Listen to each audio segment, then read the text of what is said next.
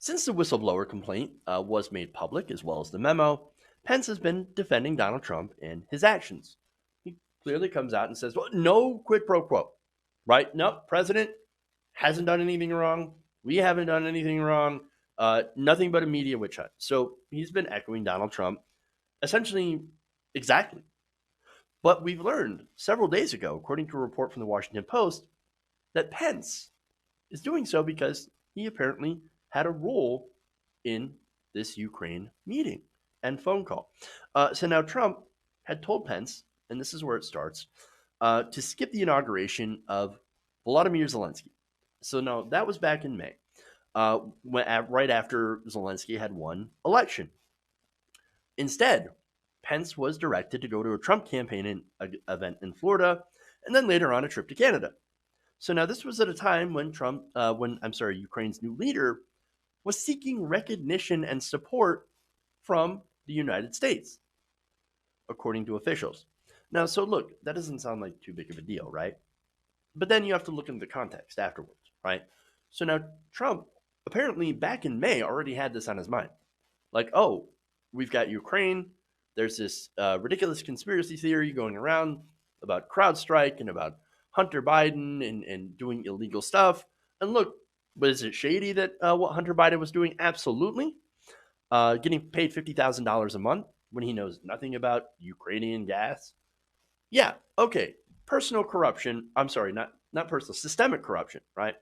So big problem, right? But nothing illegal, and unfortunately, that's the nature of systemic corruption is that it has been unfortunately legalized in this country. So now there's that, right? But you also look into the context, right? So you have Rudy Giuliani, members of the State Department. You have texts, right? According to texts, had been pressuring Zelensky to come out and announce an investigation into Burisma and CrowdStrike. So you don't go to the inauguration. It sends a little bit of a message. What message does that send? Well, we're not really going to support you. We're not sure if we're going to support you unless you come out and do the things that we want, which will end up helping me politically. Quid pro quo. Very clear. Okay.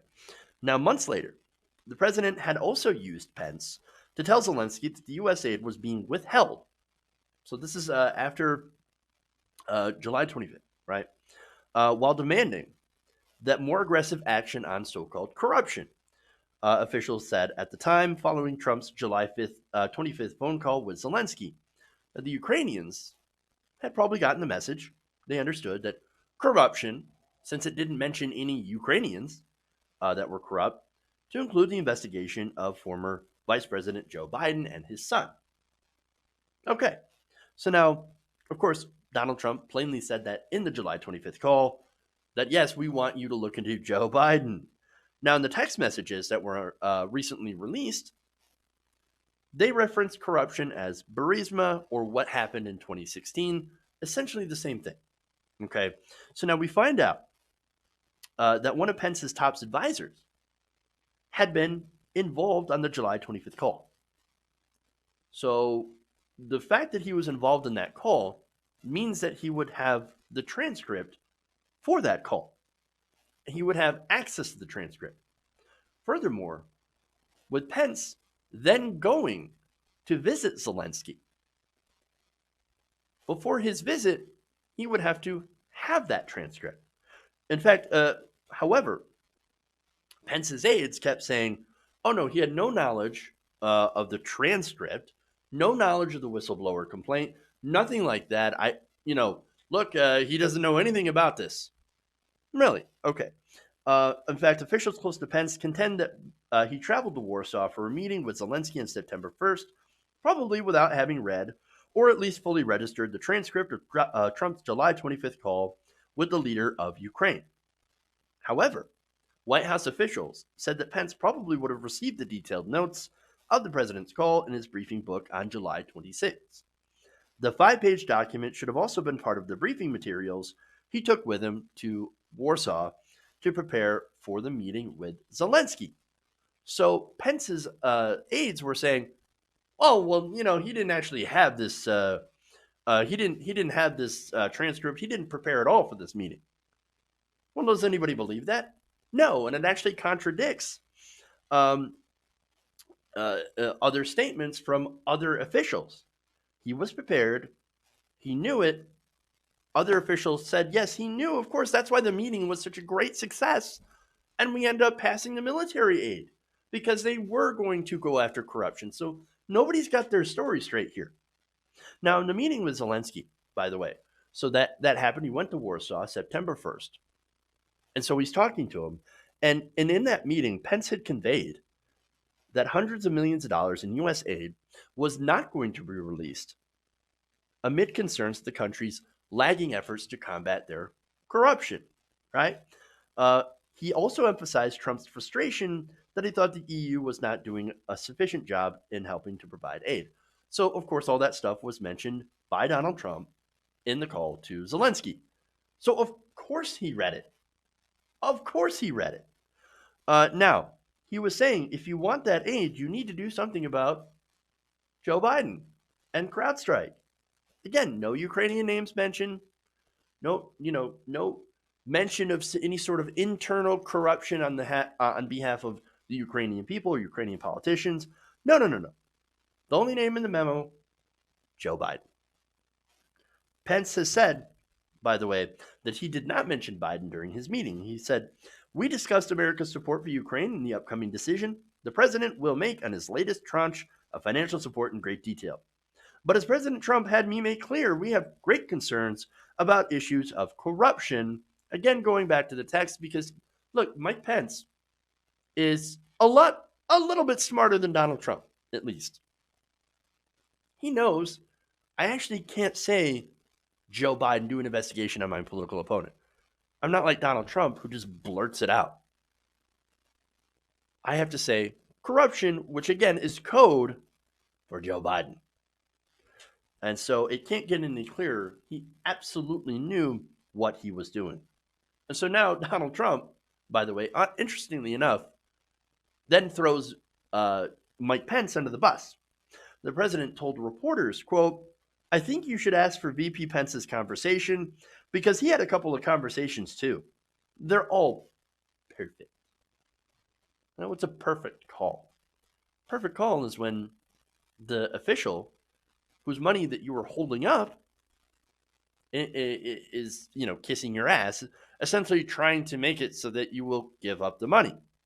That was already, by the way, passed by Congress. So that money should have already been sent to Ukraine. It was specifically held up by the Trump administration. So, so here we have again Mike Pence, deeply, deeply involved. I mean, look, with the aide who listened in, the Pence aide, his receipt of the transcript, which he should have, his lie about that, his own meeting with Zelensky, which he references corruption, not to mention Trump dragging him into this in the first place. No, Mike Pence, deeply, deeply involved. If Donald Trump ends up going to impeachment, which seems more and more likely every day, right now we're in an inquiry, but they are getting all of this information through subpoenas, through people who are actually, coming out and doing, whistleblowing. Man, not good. Not good for Trump. Mike Pence, by the way, for his role in this, is likely to go with him. And so this is, by the way, kind of part of Trump's strategy. I know. It's amazing to think that Donald Trump has a strategy about literally anything. But this is how he runs things. He gets everyone else involved in his corruption. That way, he knows. He's smart enough to know that, hey, man, look, if everybody's involved in the corruption, what do you think, you're going to take down every one of us? If I go down, I'm taking you guys down with me. And it makes it more likely that I'm going to have people that are going out to defend me. And that's what this is. Again, people who are in the State Department, the Department of Justice, William Barr, his personal lawyer, the vice president, now involved in this scandal. And it's only just begun. Who knows how far this goes and how many people are actually involved? Well, I have a feeling that soon we're going to have to find out.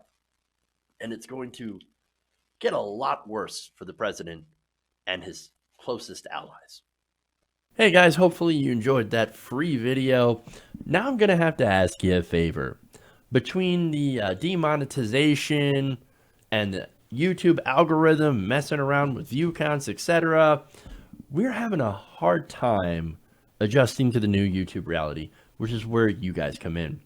See, we have a Patreon, patreon.com/TYTNation, set up to help us rely on you guys, the viewers, instead of big corporate ads.